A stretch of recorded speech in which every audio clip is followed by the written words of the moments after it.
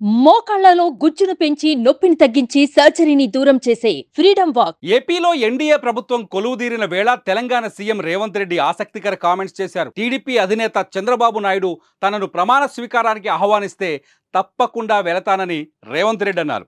రాహుల్ గాంధీ ఏపీకి ప్రత్యేక హోదా ఇవ్వడానికి కట్టుబడి ఉన్నారన్న రేవంత్ ఈ అంశంపై పార్టీలో చర్చించాక చంద్రబాబుతో మాట్లాడతానన్నారు.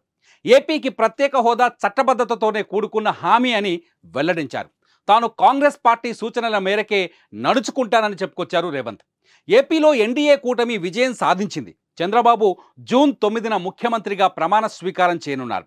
ఈ సందర్భంగా మీడియాతో మాట్లాడుతూ ఆంధ్రప్రదేశ్లో ఏ ప్రభుత్వం వచ్చినా సామరస్యంగా రాష్ట్ర సమస్యలు పరిష్కరించుకుంటామని గతంలోనే చెప్పానని గుర్తు చేశారు రేవంత్ రెడ్డి. అయితే ఏపీకి స్పెషల్ స్టేటస్ ఇవ్వడానికి రాహుల్ గాంధీ కట్టుబడి ఉన్నారన్న రేవంత్ రెడ్డి మాటలు ఆలోచనను రేకెత్తిస్తున్నాయంటున్నారు అనలిస్టులు.